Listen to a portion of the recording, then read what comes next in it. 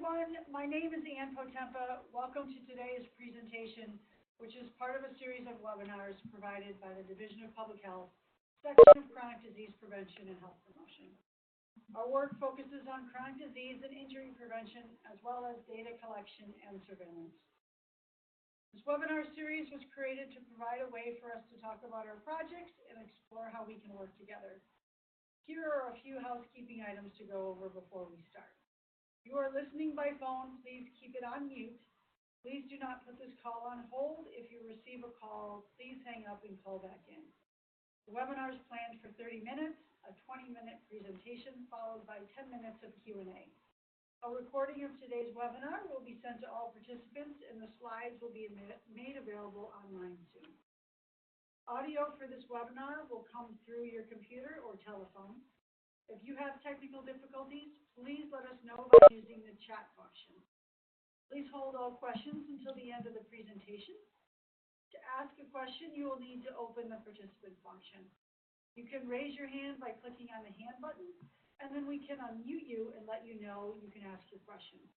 Today, our section's Injury Prevention Manager, Kelly Toth, will be talking about the Kids Don't Float program. Thank you, Kelly, for sharing this presentation.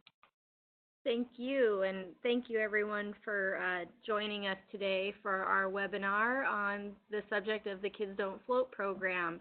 Today I'm going to discuss what the program is and how you can either refresh your involvement or become an involved partner in the program. I'd like to begin by discussing some of the surveillance that this program is based on. First of all, the Office of Boating Safety serves non-commercial boating participants, and with relation to that, the non-commercial boating fatalities in Alaska are primarily men in open boats less than 26 feet.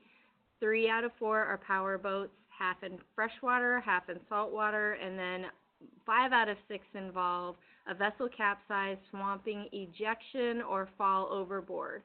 And you'll notice, I'll call your attention to the side there under Alaska Trauma Data Panel. 79% of those trauma incidences were a blunt trauma, so that is related to an ejection or a collision where people were violently moved throughout their boat or ejected out of their boat. So that was added. The ejection piece was added once we looked at the trauma data. So in Alaska, you'll see there are 5 states that are grayed out: Alaska, Arizona, Idaho, Wyoming, and South Dakota. We are the only holdout states really that does not have any form of mandatory boating safety education for operators. All other states have some form of mandatory education that is established and managed through the National Association of State Boating Law Administrators. So basically in Alaska, anyone can jump in a boat and operate it without any sort of education. So people talk about loving the Kids Don't Float program, and I hear people say that often. I love the Kids Don't Float program, and when I ask for a little bit more information, they just say they love the program. So let's talk about what it is that the program is and who's involved, and not just the Office of Boating Safety, but many other agencies as well. So I will say that the program itself is community-based, has a grassroots component, and has a very large partnership element, and some of those I'm going to discuss today. First, the Lifejacket Loaner Board program. There is mandatory wear for life jackets for children under the age of 13 in an open boat or on the deck of a boat. They must wear a U.S. Coast Guard approved life jacket. All others just have to have a life jacket readily accessible. There are some places in the United States now that does have mandatory life jacket wear. For example, in Pennsylvania and New York, some of the East Coast states do have mandatory wear in areas where they are considered cold weather months. And there is some research out there that shows that where there is mandatory wear, there's also a dramatic reduction in fatalities. And the other reason why I like this picture is because the AK tribe is actually a tribe across the river from a village that I visited at a fish camp, and this is an example of locals that are taking possession of this program themselves. They don't want people taking their life jackets, so they labeled them as such so that if someone does take their life jacket, they know where it came from. For partnerships, we do have many, many partnerships. This is just some examples. Safe Kids Alliance, Safe Kids, Safe States, our partnerships with the Alaska Native Tribal Health Consortium, the Kingikmiyut Dancers and Drummers of Anchorage, which I'll be talking about in a few minutes, as well as the state agencies such as the Department of Public Safety, the Alaska Wildlife Troopers, the Alaska State Troopers, the U.S. Coast Guard Auxiliary, U.S. Power Squadrons, civic groups like the Rotaries and such are all very active partners in this program. There are many, many people that are invested in this program, and that's what makes it so successful. This is an example of a life jacket loaner board. It does not have to be fancy. These life jackets are available near a body of water where people are launching boats, and so this is a great example of a life jacket loaner board. Some other examples of life jacket loaner boards, the most important part of this is that it's a grassroots effort. There are no design requirements for these loaner boards, and there is signage available though, however, if people are interested. The far left is a great example of kiddos in the community that gathered materials and built this loaner board. The one in the middle is a more formalized example, and then the one on the right is a Southeast fancy one that they make out of aluminum, so to keep the life jackets protected from the elements. So just some different examples. The most important part is that there are life jackets available at places where there are boat launch ramps. So at least 34 people have survived a cold water immersion event, thanks in part to a Kids Don't Float loaner life jacket. This is as of January 2019. This is a story of little Brandon. He borrowed a life jacket when he went out fishing and accidentally fell in. He's not happy in the picture there on the right, but Mom and Dad are because he survived.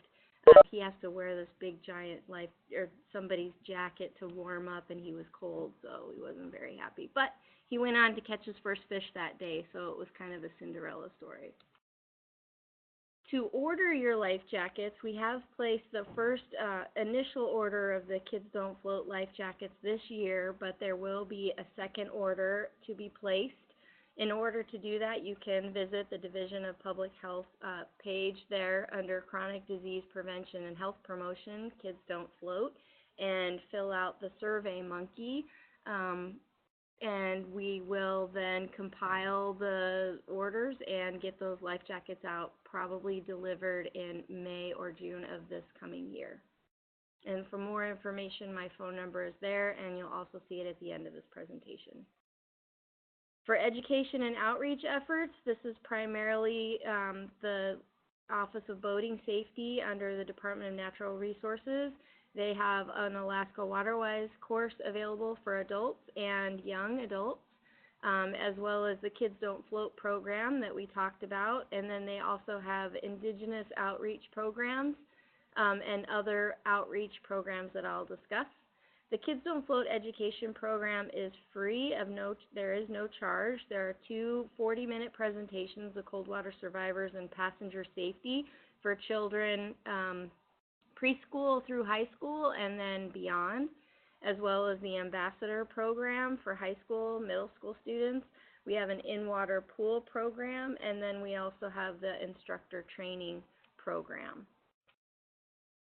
We like to educate children for 3 main reasons. They are the boaters of Alaska today. They would benefit from the safety curriculum.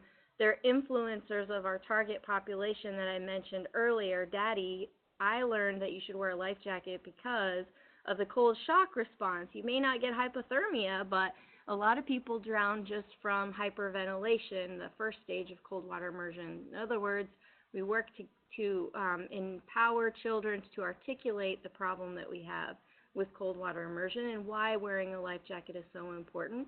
And then they will be the operators of tomorrow, so they can be an integral part of shaping that boating culture. There is also examples such as the White Float Coat Project, and if you're not familiar with that, I can spend some time, another time, telling the story of this awesome collaboration that happened with Mustang Survival. They're the ones who are the manufacturers of these life jackets, these float coats. The Alaska Office of Boating Safety and Alaska Native Tribal Health Consortium all worked together to pilot this project. And it was very successful, and more information to follow with that program. There is also open water, cold water survival training available for adults. This was a pilot program that was a partnership with the U.S. Coast Guard and the Office of Boating Safety and the whaling captains and crews in Savunga. And this was a very effective training that took place there. We offered up the locals to try different types of gear.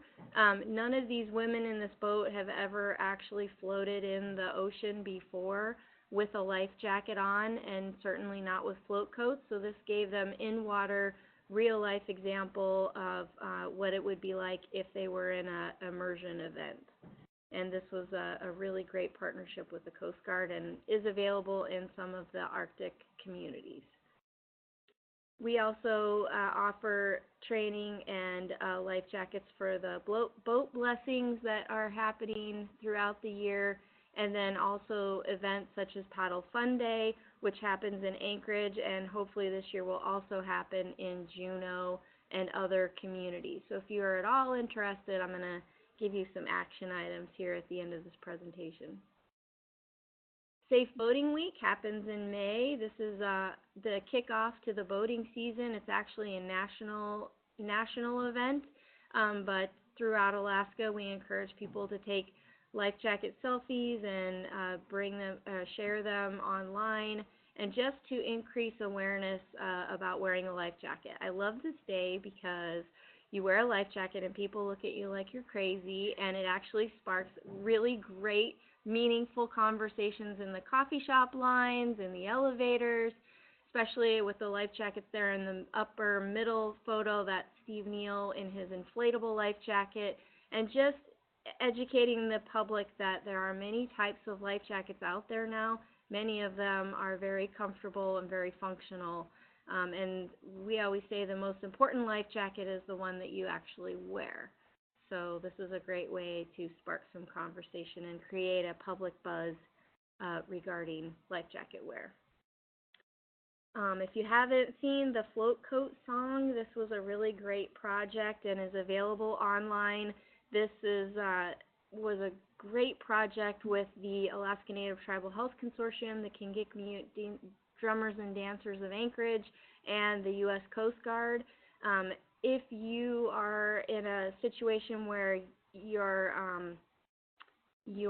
audience speaks Inupiat, this is a really great project. It's a way to share the indigenous language and to dance the Float Coat song and watch the documentary, and it is available online. It's available here at the Office of Boating Safety website. Under their YouTube page, if you scroll all the way to the bottom, there's a YouTube icon, and you can watch the documentary and the Float Coat song there. And you can also go to the left-hand side of the screen there. You'll see the Kids Don't Float education information there. It will take you to a page where you can view all of the curriculum. It is written and available for lay people to teach this curriculum. It's broken out by grade, and it also meets the Department of Education requirements, as well as the Life Jacket Loaner Board program, which will bring you to our website so that you can place your order or find more information about life jacket loaner boards. So here are the important action items. What does this program mean to you, or how can you get involved? You can update, establish, or a life jacket loaner board in your community. You can order life jackets for your Kids Don't Float loaner boards. You can request a class, a presentation, or training free of charge. You can host an event during Safe Boating Week, like I mentioned earlier. Local folks statewide can amplify the safe boating and water safety messaging with local media, radio, and newspaper, and I can tell you that on both websites there's more information there that you can direct media to, or I'd be happy to be a liaison for that effort. You can encourage entries for the Kids Don't Float video and poster contest for children, and that information is also on the Office of Boating Safety website. And you can follow and share on social media. The DHSS Facebook page, the Boating Safety Facebook, Instagram, Twitter, hashtag AKBoat, and also on YouTube. And then, and probably even most important of all, is you yourself can wear a life jacket and carry emergency communication and distress signaling devices on your person as a model for others. And I believe this is the way that one person at a time we can increase the safe boating behavior by wearing a life jacket and being prepared for an emergency and being rescue ready. So that concludes my presentation. My contact information is here, 907-269-8495, and that is my email address. And I do see that we have some of our partners online today, so please chime in if I have missed something, or if you have something else that you would like to contribute as an aspect of the Kids Don't Float program. This is a model program that is known nationally, and what makes it so successful really are those three elements that I mentioned before: the community involvement, the fact that it's grassroots approach, and that there are many partners involved. So thank you all for your time today, and I hope that this has been helpful for you. And at this time, we will take some questions.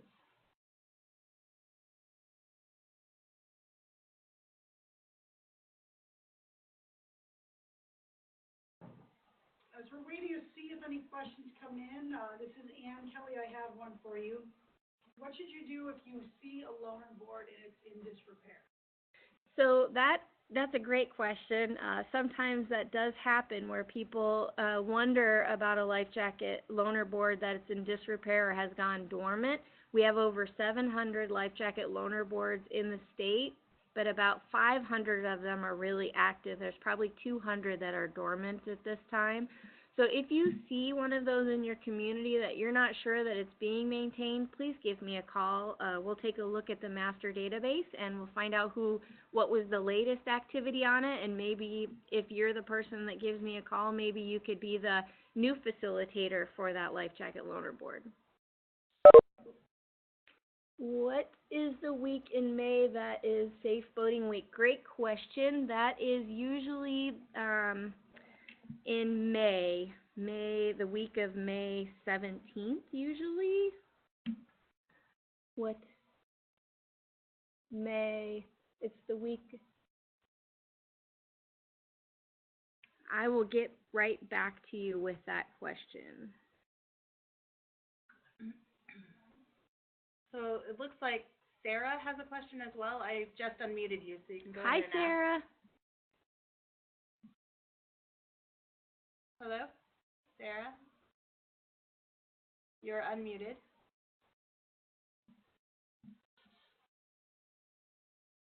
Okay, if you cannot talk, you can go ahead and write your question in the chat function. That is also available. And while we're waiting for Sarah to get her question into us, to answer your question about Safe Boating Week, it is May 18th through the 24th this year. And stay tuned for more information. If you're at all interested in Safe Boating Week and how to get involved, please send me an email and express interest so that I can add you to our work group. And Kelly,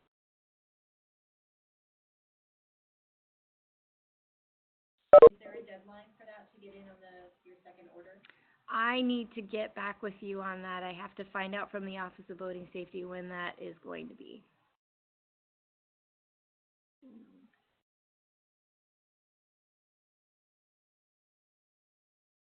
What happens, Kelly, if you know of a body of water where a loaner board would be useful, but there's not one there? That's a great question, too. In fact, that has happened where I've had people call that live on lakes, for example, up in the Matanuska Valley, that say, I see children all the time swimming in this area. There's people launching their boats there, and there are no life jackets in the area. And so when that happens, you can give me a call, and we'll look at where that is and discuss who the property owner is in that area. And in this case, it was actually the local Parks and Recreation area, so we worked with that land manager. And it was really great because then we got the local fire department got involved, and everybody gathered the materials to build the life jacket loaner board. We established it in the database, so now that person then receives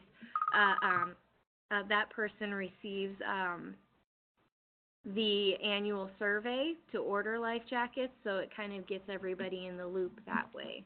So it is important, though, that you connect with me so that I know that that contact name and information is in the database. That's really important, because then what happens is every year you will receive a link to the survey where you can then reorder life jackets so that your life jacket loaner board that you're sponsoring doesn't become dormant. So it kind of helps to close the loop there. Sarah, we're having technical difficulties hearing you. Can you type your question in the chat box, or?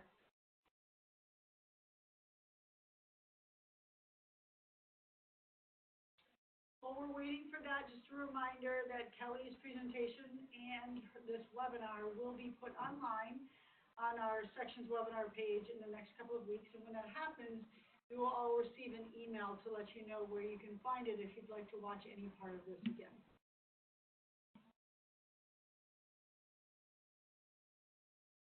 So good. Oh, are you anywhere of any sites? Actually, yes. The question is, are you aware of any sites needing sponsors right now? And that answer is yes, there are. We just concluded a really hyper-focused look at the database and the life jacket loaner boards, and it appears as though there are probably 200 life jacket loaner boards that we need to follow up with. So I can't tell who asked that question, but if you're in the area, oh, is it Sarah? Oh, Sarah. Hello, Sarah. Yes. So yes, we need to talk about that. And we do need to figure out how to get those life jacket loaner boards so that they are active. That's part of what we will be doing in the future. Susan wrote. And Susan? Sue Lang? Susan Lang, yeah. Hi, Susan. Sue Lang, hello. Yes, wear your life jacket to work day, May 17th. Thank you very much. It is part of Safe Boating Week, which is that week that I mentioned. So, yeah. And just so you know, I did give a shout out there to the U.S. Coast Guard Auxiliary, just for you, Sue. All right, Pamela? Pamela, you're unmuted. Hi. If you have a question. Hi, I was wondering if you can post a list of those vacant loaner boards, so if we're in that area, maybe we could, think about doing that. We probably will do that. There's still some preliminary work that needs to be done. We just know that there are 200 at least that are inactive, but we need to follow up and make sure that they're inactive. So okay. We will do some preliminary work with it, and then we will move forward with that. So great idea, and we will work on that. Do you want to repeat? what Great, the thank question Oh, was? to repeat the question, she asked if we would post a list of those inactive life jacket loaner board sites. So we're just in the preliminary stages of that, so as we move forward, I'm sure that there will be some outreach effort to ensure that all of them become active again in some way, shape, or form.